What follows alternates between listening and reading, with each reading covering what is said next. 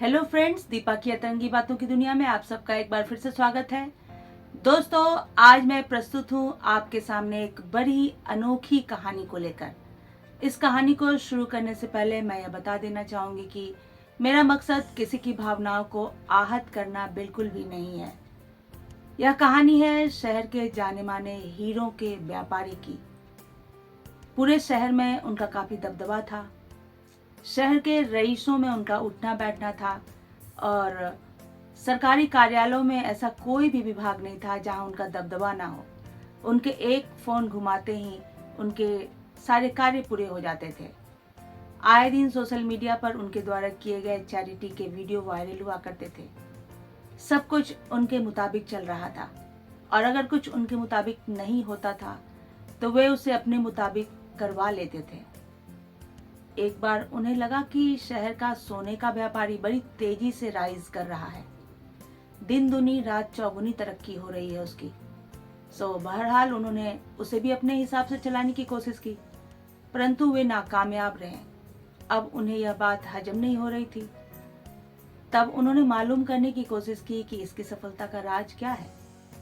उनके किसी मित्र ने बताया कि सोने का व्यापारी किसी स्पिरिचुअल गुरु के पास जाता है और वहां जाकर साधना मेडिटेशन वगैरह किया करता है। तब हीरे के व्यापारी ने सोचा कि मैं भी उस स्पिरिचुअल गुरु के पास जाऊंगा।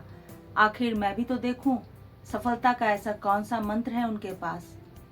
हीरे का व्यापारी गुरुजी के पास पहुंचा और उसने कहा कि गुरुजी, मैं भी आपका शिष्य बनना चाहता हूँ। मुझे कोई ऐसा मंत्र दीजिए जिससे मेरे दुश्मन परास्त हो जाएं। तब गुरुजी ने मुस्कुराते हुए पूछा कि क्या तुम्हें पता है कि तुम्हारे दुश्मन कौन है? तब हीरे के व्यापारी ने बड़ी सहजता से कहा कि हाँ, मुझे बिल्कुल पता है कि मेरे दुश्मन कौन है, बल्कि मैंने तो अपने दुश्मनों की एक लिस्ट भी बना रखी है।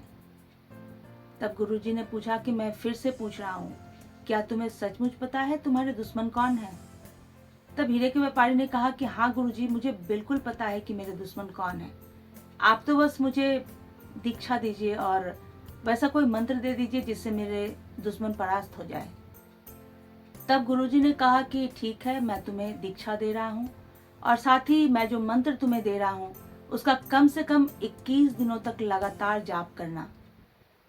हीरे का व्यापारी खुशी खुशी दीक्षा प्राप्त करके घर लौटा और नियमित रूप से मंत्र का जाप करने लगा। अभी 21 दिन पूरे हुए भी नहीं थे कि हीरे के व्यापारी के साथ अजीबोगरीब घटनाएं घटने लगी।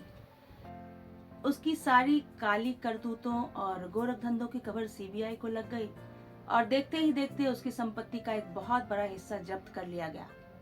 और जो लोग उसके मित्र होने का दावा किया करते थे उन्होंने भी अपनी हाथ पीछे खींच ली। जो लोग उसकी प्रशंसा किया करते थे अब खुलेआम उसके काले करतूतों की चर्चा करने लगे थे।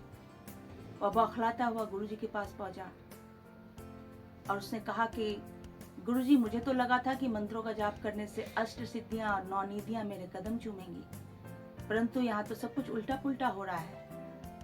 तब गुरुजी ने बड़ी सहजता से कहा कि अष्ट सिद्धियां और 9 निधियां तुम्हारे कदम चूमे, इसके लिए सिद्धि की आवश्यकता नहीं है, शुद्धि की आवश्यकता है, अंतःकरण की शुद्धि। मैंने तो तुमसे पहले ही पूछा था कि क्या तुम्हें पता है कि तुम्हारे दुश्मन कौन है, तो तुमने कहा था कि हाँ, मुझे मालूम है कि मेरे दुश्मन कौन है। दरअसल तुम्हारे दुश्मन तुम्हारे अंदर ही अवस्थित हैं। तुम्हारा अहंकार तुम्हारा महिषासुर है और दूसरों से हमेशा प्रशंसा सुनने की आदत तुम्हारे अंदर का मधु कैटव असुर है। और चीजों को पाने की लालसा, माया और मोह तुम्हारे अंदर का रक्तबीज असुर है, जो कभी समाप्त ही नहीं होता। दरअसल अभी तक जो तुम्हें सफलताएं मिल रही थी वह तुम्हारे अंदर के असुरी शक्तियों के कारण मिल रही थी, परंतु न जाने क्यों तुम्हारे अंदर ईश्वर की शक्तियों से जुड़ने की इच्छा जागी और तुम मेरे पास दीक्षा लेने आ गए।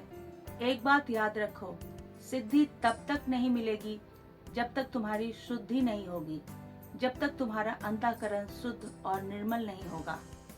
तब हीरे के व्यापारी ने गुरुजी से पूछा कि सोने का व्यापारी भी तो आपका शिष्य है, आखिर सफलताएं उसके कदम क्यों चूम रही हैं? तब गुरुजी ने कहा कि वह 9 साल की आयु से ही साधना कर रहा है। साधना अर्थात अपने मन और अपने इंद्रियों को व्यवस्थित करना। उसकी इच्छाएं उसके नियंत्रण में है, न कि वो अपनी इच्छाओं के नियंत्रण में है। वह एक माइंडफुल व्यक्ति है। उसे अच्छी तरह मालूम है कि कब, क्या, कहाँ और कैसे अपने कार्यों को करना है। वह सफलता और समृद्धि के पीछे नहीं भागता, बल्कि वह सिर्फ और सिर्फ अपने अंतःकरण को शुद्ध करने की कोशिश करता है। सफलता और समृद्धि तो उसके पीछे पीछे स्वयं आ जाती है।